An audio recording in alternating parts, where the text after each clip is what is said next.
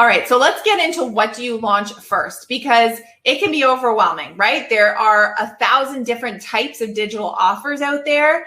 And what do you start with? Do you start with the course? Should you be starting with a $27 mini product? Should you be doing workshops? Should you be doing a membership?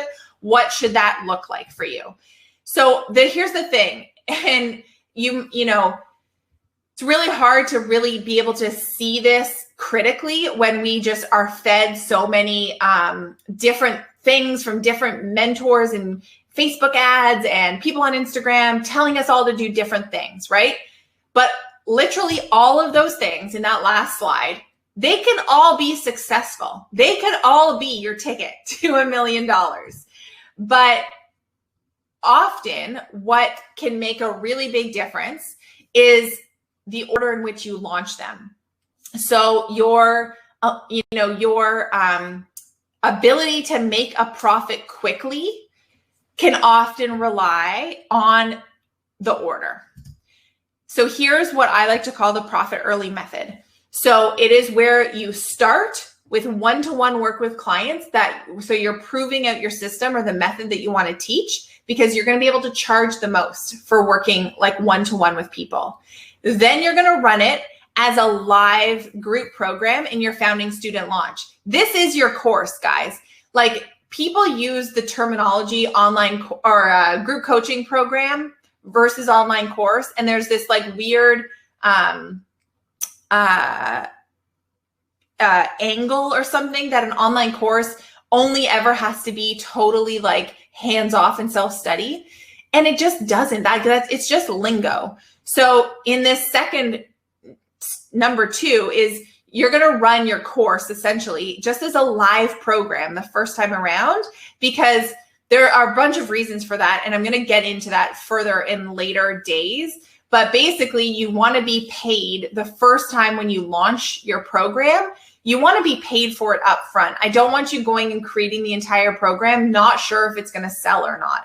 So we're going to run it live the first time around.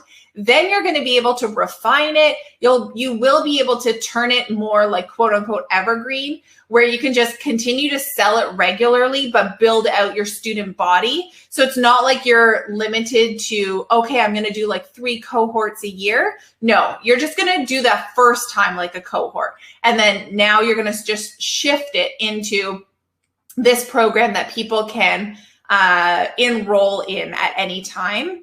And then in number 4, have fun with launching mini offers, do workshops, add a back-end membership to your course, like have fun with all of those things. But if you do the one-to-one and then the live group and the course in that method first, and then layer in those other fun things, that's your path to profitability, because it's starting with the thing that's going to pay you the most money, which is the one-to-one and then the live program. Like, those are going to be paying you much more money than like a $20 a month membership that you need to build a giant audience to fill, right?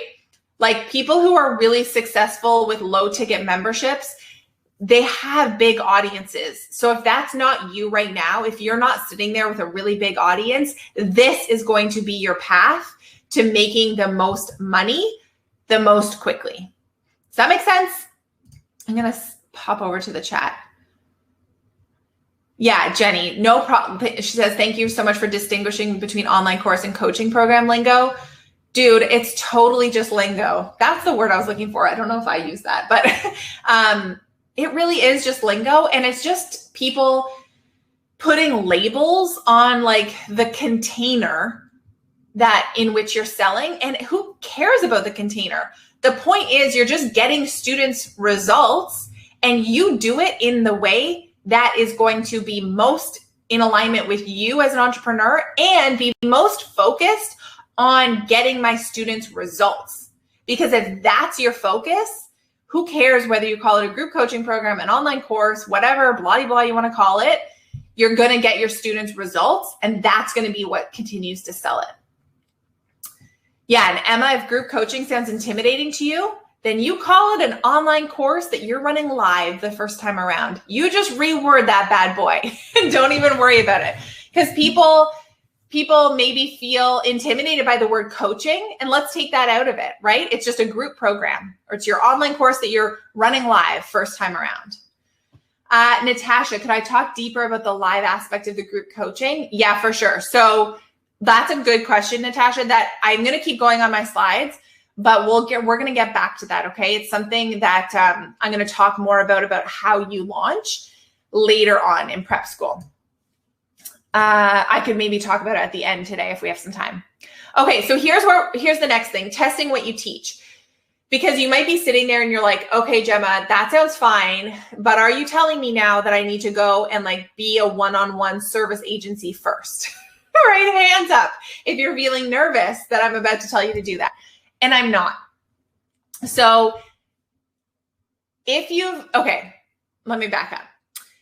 If you have done something for yourself, right, and you want to turn it into a course, you're like, okay, I've done this thing. I think it's going to help other people. So I want to turn it into a course now.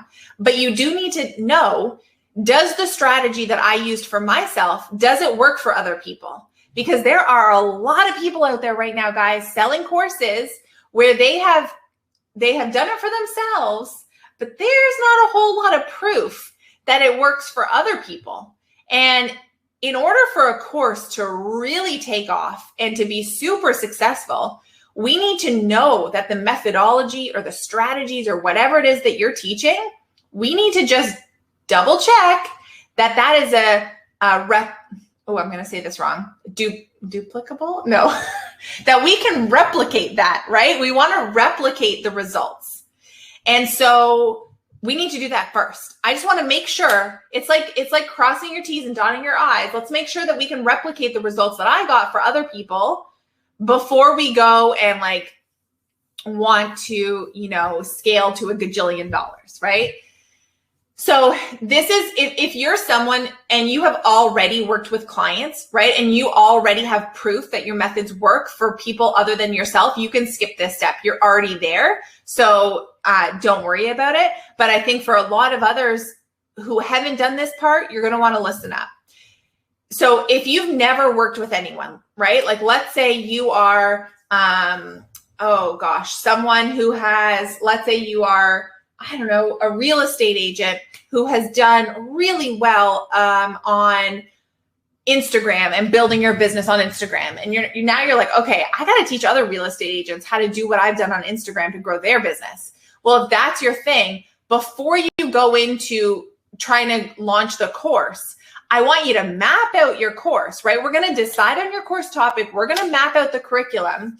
But then I just want you to book like 3 to 5 clients to teach. Maybe it's not the whole thing, maybe it's part of it, but you're going to teach part of it one-on-one, and you want them to test out your methods, right? It's just so that you can start to get some feedback and testimonials. It's like a rapid fire, like testimonial getting exercise.